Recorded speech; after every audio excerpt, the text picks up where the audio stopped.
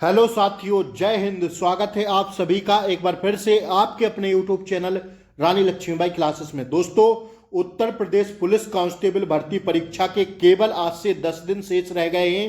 तो साथियों, जी और जान दोनों लगा दीजिए अब, क्योंकि साथियों ऐसी वैकेंसी कभी देखने को नहीं मिलेगी साथियों, और यह गोल्डन अपॉर्चुनिटी आपको कभी नहीं मिलेगी। तो साथियों, हिंदी का पूरा पेपर हम आप लोगों के लिए लेकर आए हैं साथियों। अंत तक आपको बने रहना है। आप सभी सदस्य कृपया साथियों क्लास को लाइक कर दें और चैनल पर नए हो तो सब्सक्राइब कर लें, बेल आइकन प्रेस कर दें, ताकि आपको ऐसी ही क्लास का जो नोटिफिकेशन है साथियों वो 10 दिनों तक सबसे पहले मिले। ठीक है ना? तो आप सभी सदस्य क्लास को लाइक करके चैनल को बेल आइकन प्रेस जरूर कर दें। ठीक है ना? आइए आज के प्रश्न पत्र को साथियों हम लोग स्टार्ट करेंगे। पहला प्रश्न आपसे पूछा जा रहा और साथियों सीधा छपता है पेपर में कि हिंदी भाषा में कुल वर्ण लिपियां हैं कितनी। देखिए ना, हिंदी भाषा की कुल वर्ण लिपियों की बात करें तो साथियों ऑप्शन सी हो जाएगा हमारा। 52 होती हैं। कितनी होती हैं भैया? 52 होती हैं। अति महत्वपूर्ण प्रश्न था साथियों एग्जाम के पॉइंट ऑफ व्यू से। आइए दूसरा प्रश्न देखिएगा साथियों। मैं आपको गोली की तरह रिवीजन कराऊंगा, बस अंत तक बने रहना। ठीक है? क्योंकि साथियों अब वो समय नहीं रहा कि आप लोग एकदम डीपली पढ़े साथियों। अब आपको साथियों केवल और केवल प्रैक्टिस का समय आपका बचा है। तो साथियों भरपूर प्रैक्टिस रानी लक्ष्मीबाई यूट्यूब चैनल पर मिलेगी आपको। आप सभी सदस्य चैनल को सब्सक्राइब जरूर कर लें। ठीक है ना? चाहे रीजनिंग हो, चाहे मैथ हो, चाहे जीके हो, चाहे यूपी जीके हो, चाहे साथियों जीके जीएस हो, कोई भी हिंदी हो साथियों। ठीक है ना? आइए निम्नलिखित प्रश्न में 4 विकल्पों में से उस विकल्प का चयन करें जो विराम चिन्ह युक्त वाक्य का सही विकल्प हो। तो साथियों जो विराम चिन्ह युक्त सही दिख रहा है वो केवल ऑप्शन सी ही तो दिख रहा है ना। देखिए, काम वाली रोज आती है, यहां पर विराम चिन्ह लगेगा, काम करती है और चली जाती है। ऑप्शन सी हमारा क्या हो जाएगा? इसका एकदम करेक्ट आंसर हो जाएगा। आइए तीसरा प्रश्न कह रहा है दोस्तों, निम्नलिखित में संज्ञा शब्द पहचानिए। संज्ञा शब्द किसके अंतर्गत आएगा दोस्तों? तो संज्ञा शब्द आपका आएगा, किसमें आएगी संज्ञा साथियों? तीसरे का राइट आंसर हो जाएगा संज्ञा केवल चातुर्य। किसमें आएगी? चातुर्य में आएगी साथियों केवल संज्ञा। अगर मीठा और मधुर और चतुर की बात करें हम लोग तो साथियों ये कैसे शब्द हैं? ये साथियों कैसे शब्द हैं? ये शब्द विशेषण के अंतर्गत आएंगे। ठीक है? जब साथियों इनमें निर्मित संज्ञा इस प्रकार होगी, क्योंकि साथियों मीठा को संज्ञा में बदलेंगे तो मिठास, मधुर का हो जाएगा साथियों मधुरता, एवं चतुर का हो जाएगा चतुराई। ठीक है? तो संज्ञा शब्द पूछा था तो केवल ऑप्शन डी में लग रहा है। बाकी ये तीनों क्या है साथियों? विशेषण के अंतर्गत आएंगे। ध्यान रखिएगा हर एक पॉइंट को। ठीक है? आइए संयुक्त सर्वनाम नामक सर्वनाम की एक पृथक श्रेणी का उल्लेख इनमें से किस विद्वान ने किया? तो यह किया साथियों, चौथे का राइट आंसर होगा डॉक्टर किसने? दीम भीत्स ने। किसने? डॉक्टर दीम सित्स ने। ठीक है? ऑप्शन सी इसका क्या होगा? राइट आंसर होगा। एक बार मैं बड़ा कर देता हूं, देख लीजिए। संयुक्त सर्वनाम नामक सर्वनाम की एक पृथक श्रेणी का उल्लेख इनमें से किस विद्वान ने किया? तो डॉक्टर दीम सित्स ने। ठीक है? दीम सित्स जी ने। आइए पांचवा प्रश्न बताइए आप सभी लोग। कला एवं अंतिम और सर्वोच्च ध्येय सौंदर्य हैं वाक्य में कितने विशेषण हैं? आपको बताना है इसमें कितने विशेषण हैं। तो साथियों 5 का राइट आंसर हो जाएगा ऑप्शन डी।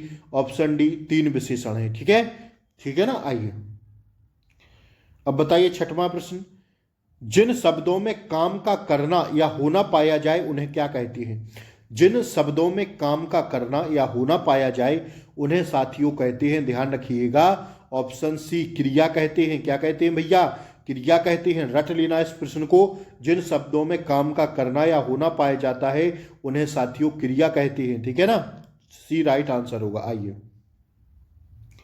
निम्नलिखित में कौन सा शब्द अवयव नहीं है? अव्यय आपको बताना है, अवयव नहीं, अव्यय नहीं है। निम्नलिखित में से कौन सा शब्द अव्यय नहीं है? तो 60 का राइट आंसर होगा जूता। जो शब्द है साथियों वो अव्यय नहीं है, बल्कि आज, यहां और भीतर ये सब अव्यय की श्रेणी में आएंगे। ठीक है ना? आइए निम्नलिखित में से इकारांत संज्ञा स्त्रीलिंग नहीं है। कौन सी संज्ञा? इकारांत जो संज्ञा है वो स्त्रीलिंग में नहीं है साथियों। 8 का राइट आंसर होगा पहिया। ठीक है? टोपी, उदासी, नदी, ये सब इकारांत स्त्रीलिंग में आएंगी, लेकिन जो नहीं है वो साथियों पहिया नहीं है। ठीक है ना? आइए वचन के आधार पर असंगत शब्द युग्म है कौन सा? तो वचन के आधार पर जो असंगत शब्द युग्म है वह है साथियों 9 का ऑप्शन डी, मेहमान मेहमानों। यह साथियों क्या है? असंगत है।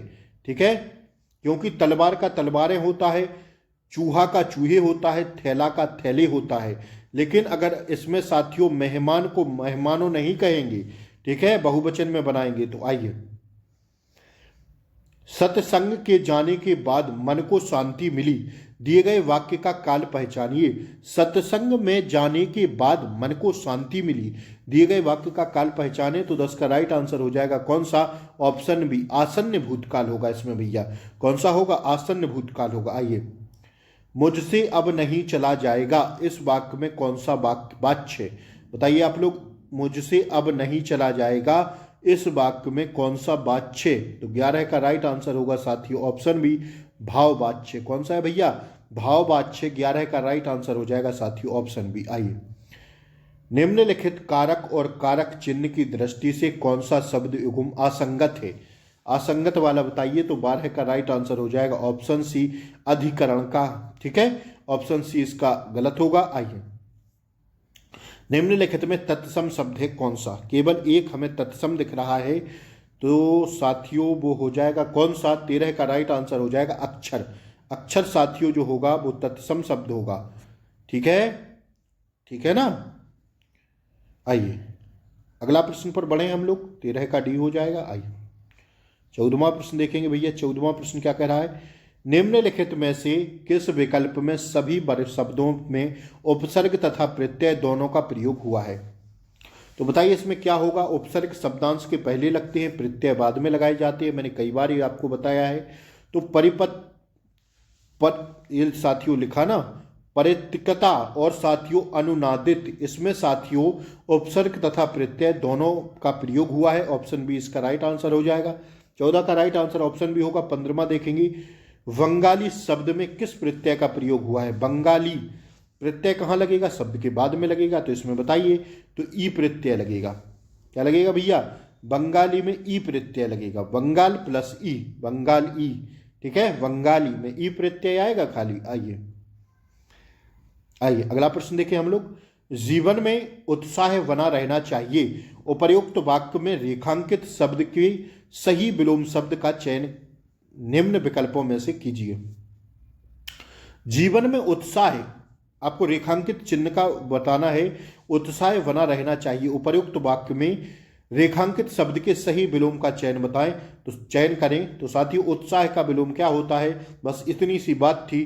तो निरुत्साह होता है। क्या होता है? निरुत्साह। ठीक है ना। आइए, अमृत का विलोम बताएं। अमृत का विलोम क्या होता है? तो अमृत का विष हो जाएगा भैया। क्या हो जाएगा? अमृत का विष हो जाएगा। ऑप्शन डी होगा हमारा राइट आंसर। आइएगा, 18वां प्रश्न देखेंगे हम लोग।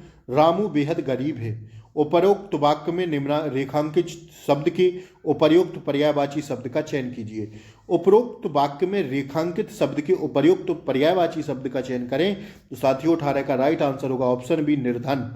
ठीक है, उपर्युक्त वाक्य में रेखांकित शब्द के उपर्युक्त पर्यायवाची शब्द का चयन करें, निर्धन होगा इसका राइट आंसर। ठीक है, निर्धन is the right answer. Ramu बेहद गरीब है। ठीक है, तो गरीब का क्या बताना था? पर्यायवाची, तो निर्धन। ऑप्शन बी होगा राइट आंसर। ठीक है ना। आइए भैया, अपर्णा शब्द का पर्यायवाची है क्या? तो 19 का राइट आंसर लगा देंगे भैया, पार्वती। क्या है? ऑप्शन डी हो जाएगा। आंख में अंजन, दांत में मंजन, मत दो मत दो मत दो। क्या आंख में अंजन और दांत में मंजन? वो हम गलत बोल लिए, मत दो नहीं होगा। ठीक है, आंख में अंजन, दांत में मंजन। वाक्य में प्रयुक्त अंजन शब्द निम्न में से किस अर्थ को व्यक्त करता है? अंजन शब्द मतलब आंखों में अंजन और दांतों में मंजन। तो अंजन जो शब्द है यह किसको व्यक्त कर रहा है भैया? यह व्यक्त कर रहा है ऑप्शन बी को, काजल को। अंजन जो होता है काजल का ही रूप होता है साथियों, काजल ही होता है। ठीक है, आइए, सम्मिश्रित शब्द अली और अली शब्द युग्म का सही अर्थ क्या होगा? एक अली छोटी की मात्रा और एक अली मतलब बड़ी की मात्रा। तो 21 का राइट आंसर क्या हो जाएगा साथियों? हमारा ऑप्शन डी हो जाएगा। एक अली मतलब भौरा और अली मीन्स सखी। तो ऑप्शन डी पर जाएंगे हम लोग, ठीक है ना। आइए, वह स्थान जहां से यमुना निकलती है, वाक्यांश के लिए उचित शब्द क्या होगा। वह स्थान जहां से यमुना निकलती है, वाक्यांश के लिए उचित शब्द क्या होगा। तो ऑप्शन बी यमुनोत्री। क्या होगा भैया, यमुनोत्री होगा। आइए, बिना देखरेख का जानवर, वाक्यांश के लिए एक शब्द क्या होगा। बिना देखरेख का जानवर, वाक्यांश के लिए एक शब्द क्या होगा। तो 23 का राइट आंसर जाएंगे भैया हम लोग ऑप्शन सी पर, अनीर। क्या कहेंगे, अनीर कहेंगे। आइए, संधि विच्छेद में यदि किसी वर्ग के प्रथम वर्ण से परे कोई अनुनासिक वर्ण हो तो संधि करते समय प्रथम वर्ण के स्थान पर उसी वर्ग का कौन सा वर्ण हो जाएगा। तो 24 का राइट आंसर हो जाएगा ऑप्शन बी, उसी वर्ग का अनुनासिक अर्थात पंचम वर्ण हो जाएगा। क्या हो जाएगा भैया, पंचम वर्ण हो जाएगा। आइए, 25 में बताइए, किसी युग्म में अशुद्धि है। किस युग्म में अशुद्धि है। तो 25 का राइट आंसर होगा साथियों हमारा ऑप्शन डी, प्रति वर्ष में कर्मधारय समास नहीं होगा। दाल रोटी द्वंद्व समास में आएगा। सतसई मतलब संख्यावाची शब्द हो रहा है, पहला द्विगु समास हो जाएगा। आजन्म अव्ययीभाव समास होगा। प्रतिवर्ष, अब आप लोग बताइए प्रतिवर्ष किस समास के अंतर्गत आएगा। आप लोग कमेंट बॉक्स में इसका आंसर जरूर दीजिएगा। देखें आपकी तैयारी किस हद तक हो गई है। आइए, और आप लोग बाद में जरूर बताया करिए 37 में से आज आपका टारगेट कितना रहा, ठीक है ना। आइए, निम्नलिखित में से किस विकल्प में शुद्ध वाक्य है। तो 26 का राइट आंसर हो जाएगा ऑप्शन डी, रमा ने अपने भाई से पुस्तक पढ़ने को कहा। ऑप्शन डी राइट आंसर होगा, रमा ने अपने भाई से पुस्तक पढ़ने को कहा। निम्नलिखित में से किस विकल्प में शुद्ध वाक्य, मतलब राम ने अपने भाई से पुस्तक पढ़ने को कहा, यही शुद्ध हो जाएगा, ठीक है ना, यही राइट आंसर हो जाएगा। आइए, विभाव के दो प्रकार कौन कौन से हैं। विभाव के होते हैं उद्दीपन और आलंबन। तो 27 का ऑप्शन ए हो जाएगा, ठीक है। कमला में कौन सा गण रूप है, कमला में बताइए कौन सा गण रूप है। तो 28 का राइट आंसर होगा ऑप्शन डी, सगण, ठीक है। आइए, 29वां प्रश्न देखेंगे हम लोग, क्या कह रहा है भैया। मुदित महीपत मंदिर आए, सेवक सचिव सुमंत बुलाए। कौन सा अलंकार है इसमें। मुदित महीपत मंदिर आए और सेवक सचिव सुमंत बुलाए, इसमें अलंकार है साथियों अनुप्रास अलंकार। माँ माँ माँ, ठीक है, सा सा सा। जहां एक ही वर्ण की आवृत्ति बार बार हो रही है, देखिए ना, एक ही शब्द नहीं कहा मैंने, एक ही वर्ण की आवृत्ति जहां बार बार हो रही है। चारु चंद की चंचल किरणें, चा चा चा, ठीक है ना। तो जहां एक ही वर्ण की आवृत्ति बार बार हो रही हो वहां साथियों अनुप्रास अलंकार लगा देना आंख बंद करके, ठीक है। तो ऑप्शन बी हमारा क्या हो जाएगा, इसमें राइट आंसर हो जाएगा। आइए, काव्य रीति के कितने भेद हैं। काव्य रीति के जो भेद होते हैं साथियों वो ऑप्शन डी होगा, 3 भेद होते हैं, मतलब 3 भेद होते हैं, ठीक है ना। तो इसका राइट आंसर ऑप्शन डी पर जाएंगे भैया हम लोग। आइए, होनहार विरवान के होत चीकने बात, लोकोक्ति का निम्न अर्थ होगा क्या। होनहार विरवान के होते चिकने पात, इस लोकोक्ति का अर्थ बताइए आप सभी बताइए। होनहार व्यक्तियों की प्रतिभा बचपन से ही दिखाई दे जाती है, ठीक है ना। आप किस प्रकार के हैं, किस प्रकार साथियों होनहार विरवान के होत चिकने पात, मतलब कि होनहार व्यक्ति की जो पहचान है बचपन से ही दिखाई देने लगती है, ठीक है ना। तो ऑप्शन डी 31 का क्या हो जाएगा, राइट आंसर हो जाएगा। आइए, 32वां प्रश्न देखिए आप लोग फटाक से। बिल्ली के गले में घंटी बांधना की अर्थ का उचित विकल्प चुनिए, मतलब इसका राइट आंसर क्या हो जाएगा, अपने को संकट में डालना। मतलब बिल्ली के गले में घंटी बांधना मतलब अपने को संकट में डालना, ठीक है। ऑप्शन सी होगा 32 का। आइए, हिंदी साहित्य को कितने काल खंडों में विभक्त किया गया है। तो 33 का राइट आंसर होगा साथियों हमारा ऑप्शन बी, ठीक है, 4 खंडों में। कितने खंडों में, हिंदी साहित्य को कितने काल खंडों में विभाजित किया गया है, 4 खंडों में। अब देखिए ये साथियों गद्यांश से आप लोग पहले सुनिएगा, 3 से 4 प्रश्न पूछे जाएंगे। 33 तक जैसे हमारे हो गए हैं तो अब साथियों 4 प्रश्न 37 प्रश्न आएंगे ना आपके हिंदी में। तो 4 प्रश्न आपसे गद्यांश में 100% पूछे जाएंगे। तो वहां जो आपको पेपर मिलेगा उसमें आपको गद्यांश रहेगा और वो गद्यांश पढ़ के आपको उसी से आंसर छांटने पड़ेंगे। तो बहुत ही आसान रहता है, अगर आप लोग दिमाग सही लगा देंगे, गद्यांश को बहुत ही बारीकी से पढ़ लेंगे तो उन चारों प्रश्नों के मुट्ठी में आंसर कर लेंगे आप लोग। मतलब 4 बराबर 8 नंबर पक्के कर ले जाएंगे 100%। तो साथियों गद्यांश बहुत ही सोच समझ के पढ़ना वहां पर, ठीक है। तो साथियों इस गद्यांश को हम स्किप कर देंगे क्योंकि बहुत बड़ा गद्यांश है। हम साथियों आपको इस गद्यांश के सीधे आंसर बता दे रहे हैं, ठीक है ना।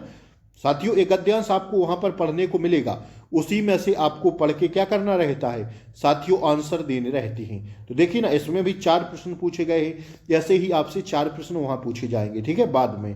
और कहेगा गद्यांश को पढ़ें, उसी का आंसर छांट के दें। तो ठीक है, तो इसका कोई मतलब नहीं है पढ़ने का। आइए मैं सीधा आंसर आपको करवा देता हूं, आइए, क्योंकि समय आपके पास बहुत कम है, ठीक है। अब समय फालतू का नहीं वो करना है साथियों। वहां पर आपको गद्यांश आराम से समझ में आ जाएगा और बहुत ही आसान रहता है, आप उसी में से छांट के उन चारों का आंसर दे देना, ठीक है। आइए 34वां प्रश्न देखिए, पूरा गद्यांश के 3 प्रश्न है, देख लीजिए 4 प्रश्न।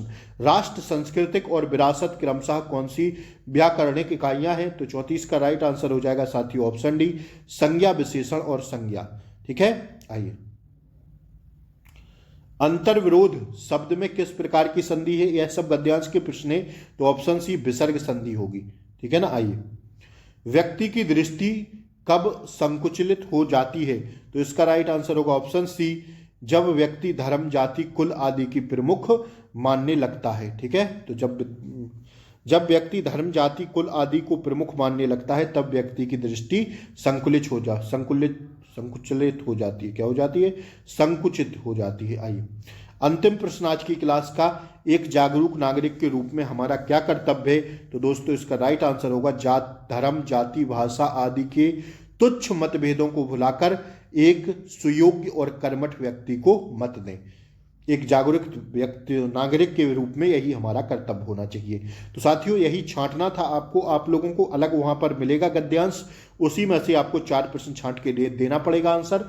तो आज की भैया बताइए कैसी क्लास रही और आप लोगों का 37 में से कितना टारगेट रहा, जरूर बताएं, ठीक है ना। और साथियों चैनल पर नए हो तो लाइक, शेयर, सब्सक्राइब जरूर कर दें, क्योंकि भरपूर क्लासों का नोटिफिकेशन मिल रहा है। केवल रिवीजन चल रहा है इस चैनल पर। जो भी बच्चा रिवीजन करना चाहता, मॉक टेस्ट लगाना चाहता, वो जुड़े हमसे, चैनल को सब्सक्राइब जरूर करें। इन 10 दिनों में आपको एक लेवल तक पहुंचा देंगे साथियों, चाहे रीजनिंग हो, चाहे यूपी जीके हो, चाहे साथियों हिंदी हो, जीके हो, कुछ भी सब्जेक्ट हो, आपका साथियों टारगेट रहना चाहिए 110 प्लस का इस बार, ठीक है। तो साथियों बने रहिएगा, जुड़िए, चैनल को सब्सक्राइब करें, ज्यादा से ज्यादा शेयर करें, क्लास को लाइक करके बेल आइकन प्रेस जरूर कर दें। नमस्कार, शुभ रात्रि, मिलते हैं कल सुबह, तब तक के लिए जय हिंद, टेक केयर, बाय बाय, नमस्कार साथियों।